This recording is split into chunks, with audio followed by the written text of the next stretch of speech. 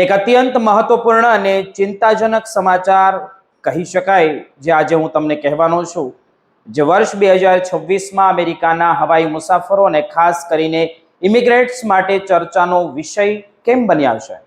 Federal સત્તાવાળાઓએ પુષ્ટિ કરી છે કે દેશભરના અમુક મુખ્ય એરપોર્ટ પર હવે ઇમિગ્રેશન એન્ડ કસ્ટમ એન્ફોર્સમેન્ટ એટલે કે આઈસના એજન્ટોને તૈનાત કરવામાં આવ્યા હતા, જેમનું મુખ્ય કારણ ટ્રાન્સપોર્ટેશન સિક્યુરિટી એડમિનિસ્ટ્રેશન એટલે કે TSAમાં સ્ટાફની ભારે અછત છે.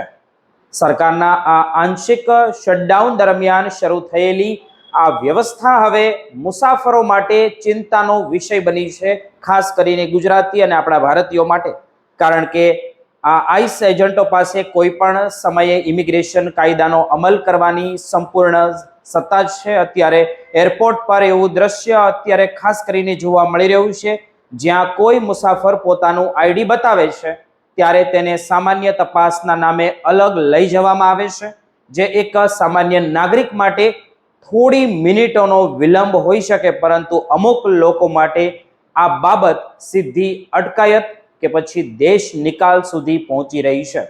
માર્ચ 2026થી અમેરિકાના અંદાજે 14 જેટલા મુખ્ય એરપોર્ટ પર આ ટીમો તૈનાત કરવામાં આવી હતી, જેમાં શિકાગો, ઓહેર અને ઇન્ટરનેશનલ એરપોર્ટ અને ક્લેવલેન્ડ હોમ્પીસ ઇન્ટરનેશનલ એરપોર્ટ જેવા મોટા મથકો શામેલ છે. આ સિવાય હોસ્ટનનો વિલિયમ પી હોબી એરપોર્ટ અને ન્યુયોર્કનો લાગાર્ડિયન એરપોર્ટ પણ આ લિસ્ટમાં છે. સાથે જ ઘણા બધા એવા એરપોર્ટ આની અંદર શામિલ કરવામાં આવ્યા છે અને એરપોર્ટ પર પણ કડક નજર ખાસ કરીને અત્યારે રાખવામાં આવી રહી છે. પીટરબર્ગ અને ફોર્ટ પાયર્સના એરપોર્ટ પર આ સુરક્ષા ઘેરા હેઠળ છે. ઇમિગ્રેશન નિષ્ણાંતોએ ખાસ કરીને 4 પ્રકારના મુસાફરોને સાવધાન રહેવાની ચેતવણી આપી છે.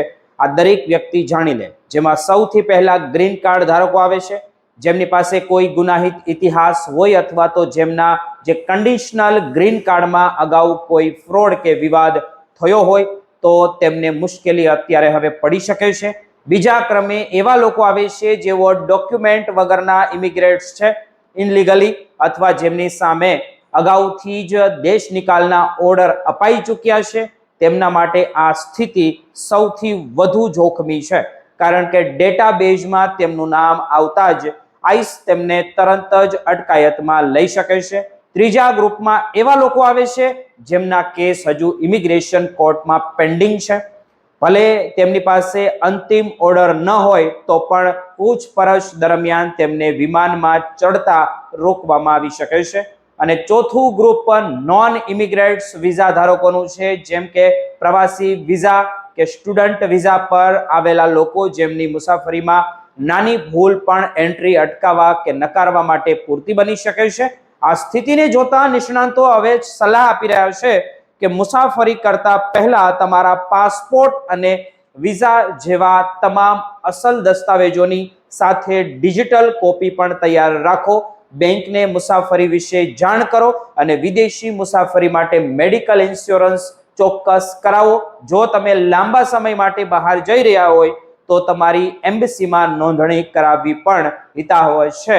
જો કે સરકાર કહે છે કે આ વ્યવસ્થા કામચલાઉ છે, પણ જ્યાં સુધી આઈસના એજન્ટો ચેક પોઈન્ટ પર છે ત્યાં સુધી દરેક બિન નાગરિક મુસાફરે સાવચેતી રાખવી અનિવાર્ય છે.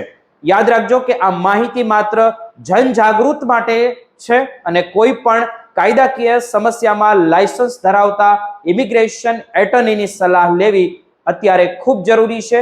અમે આ સ્થિતિ પર નજર રાખી રહ્યા છીએ. કંઈ પણ નવી અપડેટ આવશે તો તમને ગ્લોબલ એક્સપ્રેસમાં જરૂર જાણવા મળશે અને તમને અમે બતાવતા રહીશું.